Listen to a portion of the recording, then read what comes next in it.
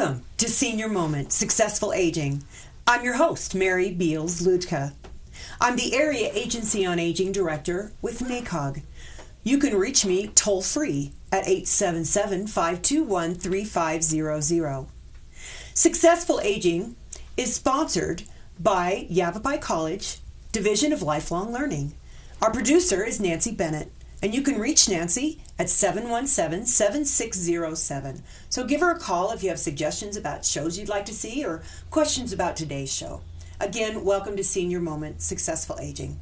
Today, our guest is Pam Catlin. Hi, Pam. How are you? I'm great, Mary. Thank you. Did I say that right? You sure did. All right. Good. Welcome. Thank you. We've had you on the show before, so I welcome you back. It's been a long, long time, so I'm looking forward to an update. Pam is the horticultural therapist. She's been doing this for over 30 years, and she works with adult care services. And I know adult care services is a very strong partner with the Area Agency on Aging. Right. So welcome. Thank you. Again. It's a real pleasure. Why don't you give us a little bit of your background and how you got started in horticultural? That's hard to say. I know. It is a hard thing to say. Horticulture. Yeah. That's why so many people just kind of shift it to, they call me the plant lady. The plant lady. Yeah. I like that. I can do that. Well, horticultural therapy, I found out about because there was a period of time when I was in school, when I was in college, and I just kept saying I wanted to work with people and plants. And nobody knew what I was talking about. And finally, one of my professors called me in and said he had just found out about this new field. It's an old field, but it really didn't come into being as a profession until about 1973. And so he showed me the information. He said, I think this is what you've been talking about. And I looked into it, and I'm like, you're right. This is exactly what I wanted. I knew I wanted to work with people and plants. And that's what it is. It's really the horticultural therapy itself is really the engagement of an individual in a plant-related activity. It can be out in the garden, it can be indoors, it can be actual plants, or it can be, sometimes we work with botanical art. It isn't always growing a plant, but it is using some sort of plant material. And this is done by a trained therapist, that's me, and the purpose of it is not to walk out the door with a really cool project, but the process that the individual goes through and how they are able to achieve goals that they are working towards, such as with the people I work with, who many of them are older adults now. So I'm working with people who want to maintain their motor skills. So we're working on our fine motor skills, our upper gross motor skills in particular, and we're working on cognitive skills and sensory stimulation and all those. And so that hasn't changed over the years that I've been doing this. And I got hooked. And most people were like, when are you going to get a real job? Because no one had ever heard of this. And they finally have quit saying that and recognized that it is a profession, and it's been a great career choice. Now, you're somehow involved with Denver, an institute in Denver as well. Do you teach there? I do. That's the Horticultural Therapy Institute, and it's based in Denver. They teach all around the country. We kind of alternate from West Coast to East Coast, and people come from all over the country and actually all over the world. We've had students from Japan and from South America, and it is a horticulture, the whole focus is horticultural therapy. And in order to become a registered horticultural therapist, you need to have coursework in human services, horticulture, and horticultural therapy. And so the certificate program through the Horticultural Therapy Institute provides the horticultural therapy, or HT is what we call it, piece. And so I am an instructor for that. So, yeah, I mean, when I first saw horticulture, I thought, okay, she's a gardener. But obviously it's much, much more than being a gardener. You have to know how to be a gardener. You need those skills, and then you need the people skills as well. And you're working right here in Prescott, right? So we're really blessed to have your talent right here in our Quad City area at Adult Care Services. So you also write and you've got several books out, and you know, we can touch base on those in a little bit, because I want to go back to, you know, you talked about what is horticulture therapy, but I'd like to go into it a little bit more. I mean, who would need horticulture therapy? What is a typical client look like? Well, first of all, I just like to say, everybody says, "Oh, I know exactly what you mean, because I find it so therapeutic when I go out and pull the weeds and such." Yeah. And so there is that aspect of working with plants that is very therapeutic. And then horticultural therapy takes it a step further in terms of creating programs that help people achieve the goals they're working on. So it isn't just about relaxation or feeling good. It's about achieving these other goals, these other outcomes. And so anybody who has some sort of a challenge, whether it's a physical challenge, a mental challenge, maybe they have a developmental disability, maybe it's someone who is just kind of socially deprived, living at home alone, and really being isolated. It's just such a broad array. And outside of that arena, people who have been incarcerated or who are incarcerated, there are a number of HT programs in the correctional facilities. That's not my forte, but thank goodness there are some people that really are great with that. Wellness programs are starting to use horticultural therapy. Rather than wait until you have a problem, let's incorporate it into wellness. And I like that. Yeah. So it's really something that so many people can benefit from, and all ages and all abilities. That's one of the beauties of working with plants and working with the soil and such, is that it doesn't care. It doesn't care if you have a disability. It doesn't care. There are ways to structure a program so that it works for someone who are maybe very challenged. Like they could mix soil and fill a pot, and then for someone who comes along who really has very strong cognitive abilities, very able in that arena, they could maybe do something like bonsai or something that's more complicated that they need to study about. So it's very flexible. So it gives you a wide variety of things to focus on. But but right now you're focusing mainly on adult care services? I am. Yes. So, maybe just briefly let us, what is adult care services here in Prescott? Okay. What do they do? Adult care services I've been involved with for many, many years, and it just keeps expanding. We have 2 adult day programs, the Susan J. Reams Centers in Prescott and Prescott Valley. And those are open to anyone 18 years of age or over. And so we have a real variety of ages and people going through various challenges. And then we also have our residential center, the Margaret T. Morris Center, and that is a memory care community. And we focus specifically on caring for people who have Alzheimer's or other kinds of memory loss. So you still get a variety at the adult care service, I would do. think. So it's not all just about Alzheimer's patients. Right. It's a real variety. We'll have people who have had a stroke. We have the people who are isolated, like I mentioned. We have also people with developmental disabilities, people who have mental health challenges. It's a real broad variety. And all of those people end up in my programs. So when I'm creating a program, it's fun, really, to just see how to make it work for everybody. We also now have an in-home care program called My In-Home Care Partner. And so that's been a new program that's really filling a niche in town as well. So in the community, actually, we go all Chino Valley, Prescott Valley, and Prescott. So do you ever go out and do home visits?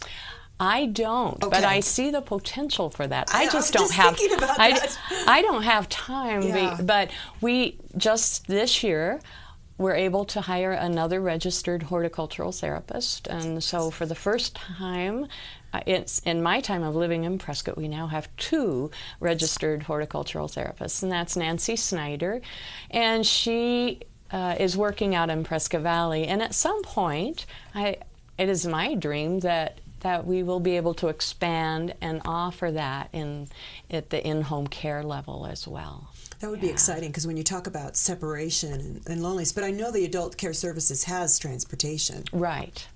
So if somebody's listening and was thinking, oh, I can't get there, well, maybe you should call Adult Care Services and see if you can and find out. How does someone sign up? Is this just a normal part of the day services, or is it something that someone has to sign up for? It's a good idea to... ideally, what we ask people to do is come in, have an appointment, come in, have a tour, spend some time at lunch. It's a great idea to come at lunchtime, so you can really kind of see what that's like as well, and see some of the activities taking place. And then there's a sign-up process, and if there is a desire for transportation, then that is a little bit of an extra cost, but it makes it really work for family members that maybe don't. Maybe they don't drive, or maybe it's just work schedules and such. So it's nice to have that transportation process. Yeah, I know. I have my mom in adult day services in Kansas City, and it's not, everyone's saying, oh, it's like daycare for adults. No, it isn't, because it benefits the person going, because there's stimulation, fun things like horticulture therapy, and then for the loved one caring for them, they get a day off to go get their hair done, or do whatever they do, or work. Either way. So it's a win-win situation for everybody. So do you have horticulture every day as part of the regular routine? We don't have it every day. Okay, but regularly. So we have it at all 3 sites. Okay. And so it's kind of it's kind of a confusing schedule, but we do provide it. At the day centers, they are having HT programs twice a week. That's great. And at MTM, we're a little bit more. And at the Margaret T. Morris Center, we have the wonderful opportunity to also do what we call one-on-one horticultural therapy. So for those individuals who are no longer able to really function well in a group, then they receive one-on-one. And that's where I really see some miracles, is people, when they have that focus, are able to do amazing things. Do you work with that beautiful garden in the back? And we won an award on that garden a few years ago. Yes, you did. And the name of the garden? Is it the Susan? No, it is actually the Kiekefer Garden. Kiekefer Garden. Okay. The Bob and Duty Kiekefer Garden, strolling garden. And it's stunning. And we just keep adding to it, and it's morphed over the years since we developed it about 8 years ago.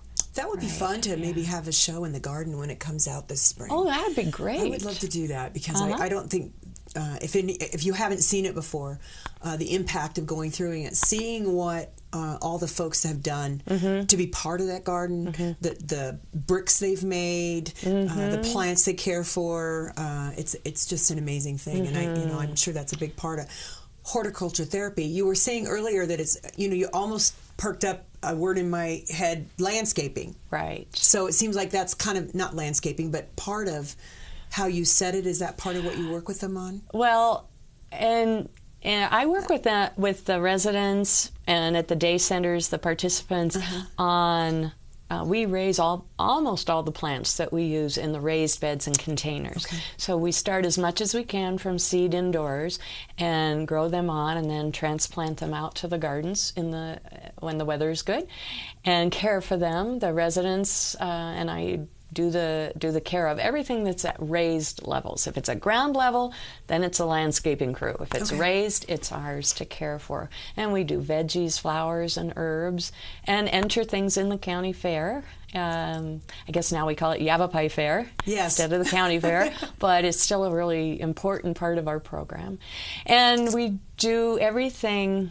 I don't really teach about the landscape design with the people that I serve. However, I sometimes will do workshops on accessible gardening, because so many people would benefit from that at home, whether you just don't bend over as well, or if you're in a wheelchair, or if you're just like me, a lazy gardener.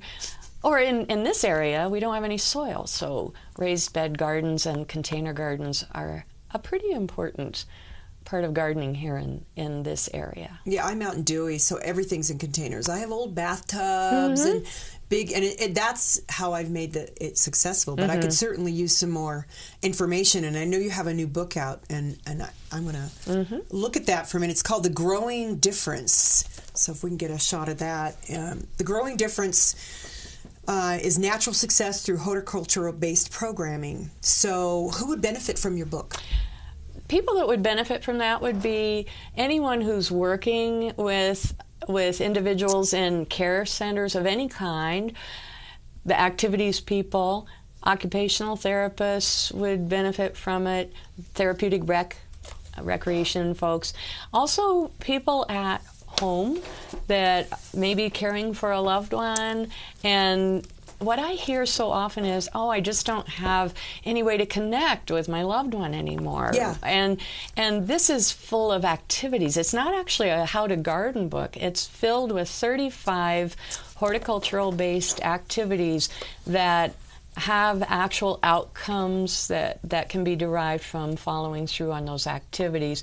They can be used for children, they can be used for adults, and they can be adapted for specific needs. And so it's really, my intention in writing this was that it could be used by a really broad sector of the population.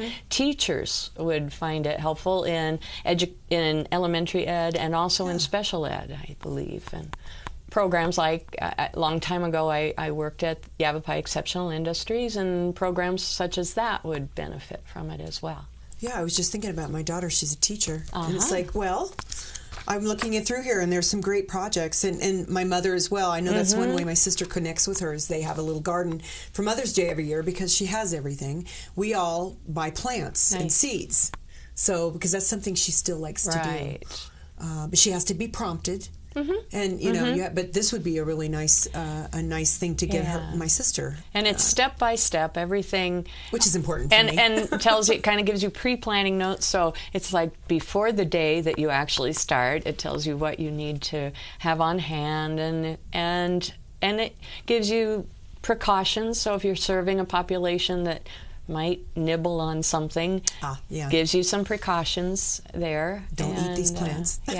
So it's really 35 of the projects that just kind of step into the field of horticultural therapy. They're like baby steps, and my hope is that more and more people will start using plants to connect.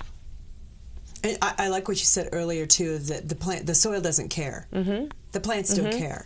And to see something, you know, I'm an old farm girl, and when the corn first used to come up, my dad would load us all in the truck and run out to the fields and say, look, it's coming up, you know, so there's a thrill to that. There is. There's like, oh, you know, it's growing. And of course, that was also our well-being and our life. But even a small plant makes a big difference. Do they get to, at adult daycare services, do they get to eat the herbs? Oh, yeah. I incorporate cooking. If you feed them, they will come, is my theory. So I always, every now and then throw in a cooking class that has to do with either what we've grown in the garden or sometime, like next week, we're having Hawaiian hour, because most people need to go to Hawaii in January, and you can't all get on the plane and go. So we just, in our imaginations, go to Hawaii, and we'll be eating mango and papaya and pineapple and all those good things. And so cooking, and the folks will be actually doing the preparation of the food, and which for many people is a skill that they love and they don't want to lose. And for some of the men, it's like, well, I haven't done that before, and they find out that they enjoy it. Now, I would have never guessed, as a HT therapist, that you would have been doing cooking classes. So I love that, because that just shows how many different things are involved with horticultural therapy. In fact, there's a section in the book on food projects. So because it is, you know, if you're having a hard time getting anybody connected, create a food project, and they will plug in, and then you plant the seeds, you plant the pineapple tops, and watch it grow, and then eat it. And that's a fun thing. That's a fun thing to do. We always like to eat. Where would we get this book? How would we connect to purchase it? The best way to get this book is through Amazon, to go to Amazon.com and just to type into the search box The Growing Difference by Pam Catlin, and it will pop right up. I've written chapters in other books, so if you don't do that, those other books show up first. And you can also get it through Create Space, but people have been having a little difficulty there, so I suggest they just go to Amazon. So Amazon.com, The Growing Difference, Pam Catlin, and it's Catlin, and they'll run a line for that, so our viewers can write that down. And again, if they have any questions, they can always call us and say, I didn't quite catch that, and call that 717-7607 number.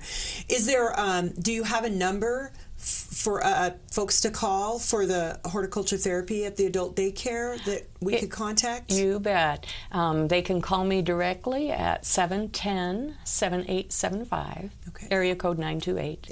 And that's my direct line. And if they want just general information about adult care services, that would be 928-771-2335. Okay, I appreciate that, because it's always... I always want to make sure that folks can connect with our guests, so in case they have further questions and things that I haven't brought out in our conversation. What do you get out of it? Well, clearly, if I've been doing this for so long, it feeds my soul. And I can tell. I do come home at most days and say, I saw a miracle. And one day my husband said, you see a miracle every day. And I said, well, it's true. And so for me, watching somebody see their abilities instead of their disabilities, watching someone come to life and have a memory for what we've done, even though maybe breakfast is gone. They don't remember what they had for breakfast, but they will come to the plant room to check on their plants. There's this connection that I watch, and it just lifts people. This process just really lifts people up. And so watching that and getting to be a part of that process is what really feeds me. I can see your passion. And I love being part of a great team. Adult Care Services is a fantastic team of people. And we practice what's called person-centered care, and it's part of culture change. And I put that in quotes because that's usually how you see it.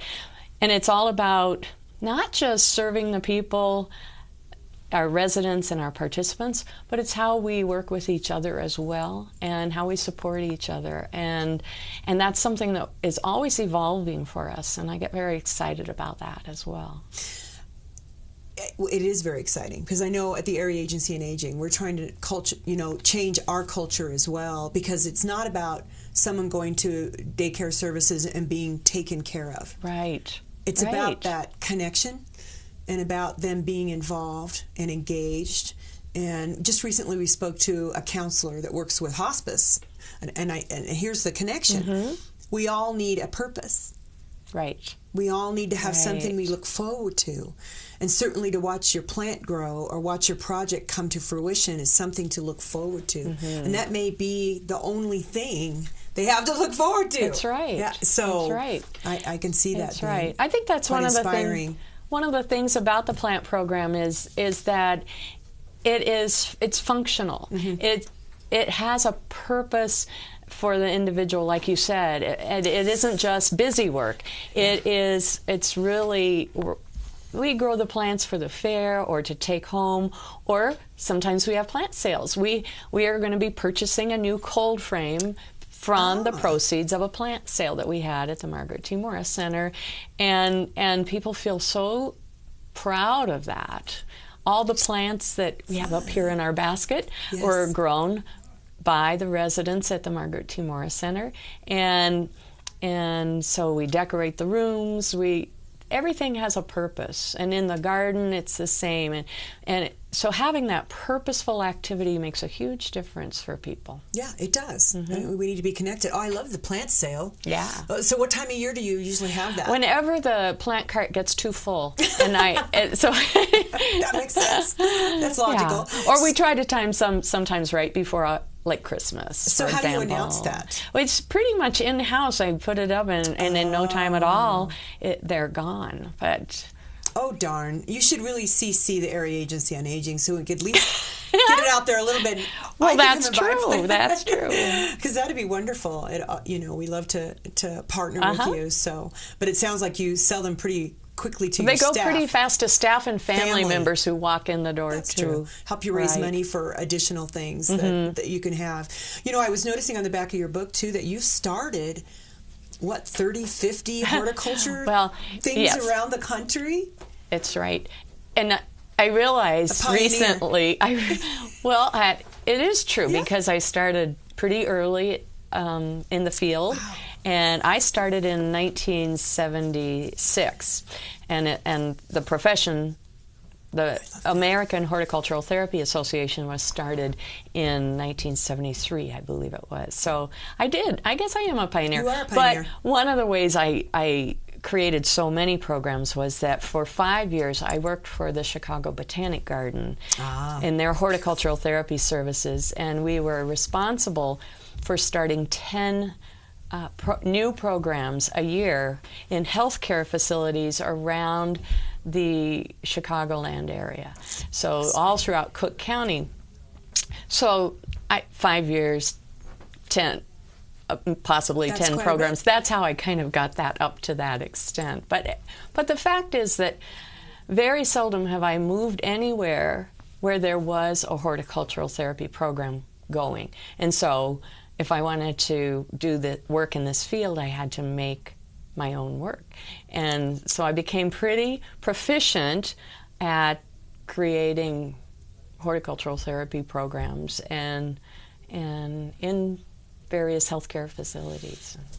Thank you so much for being with us here today. We have our own pioneer, and we have many of those in the Quad City area, Pam Catlin. Again, and she works at the Adult Care Services. Is there anything maybe briefly that I missed that you would want to bring up, or I pretty much touched on it all? Yeah, I would just invite people to come and see us. And no, even if you're welcome to just walk in, and I do recommend an appointment, but if you just walk in, there will be somebody who can take you on a tour, and especially come see our gardens at all the centers this spring. They're beautiful. They really are beautiful, and I know every once in a while they have a garden walk. So again, if you need information about today and maybe missed numbers, whatever, you can call our producer Nancy Bennett at 717-7607. And again, thank you so much, Pam Catlin, for joining us today on Senior Moment Successful Aging, and thank you for joining us as well. And this is Senior Moment. I'm Mary Beals-Luedtke. Until next time.